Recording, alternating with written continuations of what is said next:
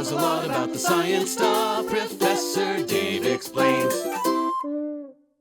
With some general information regarding amphibians covered, it's now time to explore the diversity of this clade. Let's begin by covering the orders Gymnophiona, or Apida, followed by Caudata, or Urodela. Members of order Gymnophiona are commonly referred to as Caecilians. They are limbless, serpent-like amphibians highly adapted to burrowing that at first glance resemble giant earthworms, though they are not closely related to earthworms or snakes. All known species have small or non-existent eyes and live mainly hidden in soil or stream beds, though some, like the two members of genus Typhlonectes, are likely fully aquatic. Regardless, all members of this order are noted for their cryptic lifestyle that makes them difficult to study and understand. They are often regarded as the least familiar of all amphibians, though they range widely in the tropics of Central and South America, Southern Asia, and parts of Africa. In total, there are only around 220 confirmed extant species separated into 10 families, though some of these species are known from only a few individuals, and their population sizes are often poorly understood, as is their evolution, since their fossil record is very sparse. All known species are carnivorous and diet varies by class, but often includes earthworms, termites, larval insects, and eggs. In terms of morphology, the Caecilians are noted not only for their limbless and elongated bodies, but also for their small mouths and specialized skulls, which are greatly simplified and compact compared to other amphibians, and includes a specialization of the lower jaw, as well as an inset row of secondary teeth that runs parallel to the primary teeth. They also possess a unique pair of sensory structures known as tentacles, which are located on either side of the head between the eyes and nostrils, likely used for olfaction. In addition to their skulls and bodies, their skin is also unique among amphibians because of the presence of calcite scales, which are absent in some families. Regardless, in most species, the skin is smooth, dark, moist, and often contains numerous ring-shaped folds, or annuli, that give them a somewhat segmented appearance. Like other amphibians, their skin also contains a toxin that helps to deter predators, but unlike all other amphibians, some mothers of Caecilians allow their young to feed on that skin to aid in their development. In terms of reproduction, Caecilians are the only order of amphibians to exclusively rely on internal fertilization. Male Caecilians have a long tube-like intromittent organ, the phallodium, which is inserted into the cloaca of the female for 2 to 3 hours. Once fertilized, some species lay eggs and subsequently guard them, though most species are viviparous, meaning they give birth to already developed offspring. To help these young develop, they are fed with cells lining the oviduct, which the young eat with their scraping teeth during development.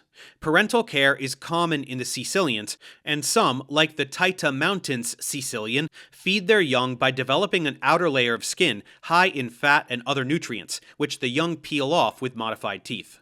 There is some disagreement between the use of Caudata or Urodela to describe the extant tailed amphibians commonly referred to as salamanders. Sometimes the terms are used interchangeably, but sometimes Caudata is treated as the crown group and Urodela as the order of extant species only. As of 2024, the majority of textbooks still use Caudata to refer to extant species, so that's what we will do here, but this may change in the future. This order is often characterized by their lizard-like appearance, though they are not closely related to lizards, with slender bodies, blunt snouts, and short limbs that protrude at right angles from the body. Their skin lacks scales and is moist except in the newts of Salamandridae, which may have velvety or warty skin. Depending on the species, the skin may be drab or brightly colored, and some have intricate patterns of spots, stripes, bars, or blotches. Most species have 4 toes on their front limbs and 5 toes on their hind limbs. Some species are fully aquatic throughout their lives, like the axolotls and mud puppies, while others take to water intermittently, and others are entirely terrestrial as adults. As a group, they are noted for their ability to regenerate lost limbs and other parts of their bodies, such as their tails, and many species can drop their tails as a defense mechanism known as autotomy. However, this isn't their only defense mechanism. Though most salamanders are quite small and slow-moving, many do secrete a mucus that makes them slimy and difficult to catch, along with toxins that vary in toxicity from essentially harmless to perhaps the most toxic non-protein substance known, in the case of the rough-skinned newt. Many species also have eyesight that can sense into the ultraviolet range and have vision adapted to hunting at night when they are carnivorous, opportunistic predators that are not restricted to consuming specific organisms, but organisms of a specific size. Many species are territorial and appear to be capable of biofluorescence. In terms of diet, some, like the Japanese giant salamander, are large enough to eat crabs, small mammals, and other amphibians, but most, like the dusky salamander, are much smaller and often restricted to eating small to medium-sized insects and annelids. Speaking of the dusky salamander, a native to North America, salamander diversity is highest in the temperate regions, directly contrary to the Caecilians. Globally, their highest diversity anywhere is in North America, and specifically the Appalachian Mountains, where some species, such as the Shenandoah salamander, are critically endangered, known to inhabit just 3 mountain peaks. In terms of classification, the extant caudatans are often split into 3 suborders. Suborder Cryptobranchoidea includes the hellbenders, Japanese giant salamander, South China giant salamander, and the Asiatic salamanders, such as the Hida salamander.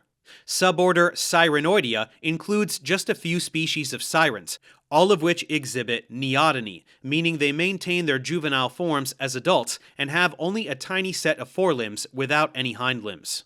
Finally, members of suborder Salamandroidea are the most biodiverse of all salamanders and often referred to as the advanced salamanders, including the mole salamanders, such as the marbled salamander, the axolotl, and the amphiumas, which are aquatic forms that are sometimes called Congo snakes or conger eels, even though they are not closely related to snakes or eels, or even the Caecilians, though they somewhat resemble them morphologically. Other significant members of this suborder include the lungless salamanders of Plethodontidae, which can be extraordinarily locally abundant in eastern North America. For example, an estimated 1.88 billion individuals of the southern redback salamander alone were found to inhabit just one district of Mark Twain National Forest, providing a combined weight of 1,400 tons. Along with the lungless plethodontids, the olms, mud puppies, and torrent salamanders are also members of order Salamandroidea, along with the true salamanders and newts of family Salamandridae, sometimes referred to as the salamandrids. The newts are contained within a subfamily of Salamandridae known as Pleurodelinae, and are unique in that they alternate between aquatic and terrestrial habitats with an additional juvenile form known as an eft, which looks like a sexually mature form of an adult salamander but is not capable of reproduction. However, their development can actually be even more complex. Larval forms of the eastern red newt can become terrestrial red efts that may take from 2 to 8 years to mature into adults, or they can directly become semi-aquatic adults, or even pedomorphs that retain larval characteristics but can reproduce. Exactly which path the larval form takes depends on environmental factors. And with that, we've covered 2 of the 3 orders of the class Amphibia. However, that still leaves over 7,000 species to cover, those of the order Anura. So let's move forward and examine the frogs next. Thanks for watching. Subscribe to my channel for more tutorials. Support me on Patreon so I can keep making content. And as always, feel free to email me, ProfessorDaveExplains@gmail.com.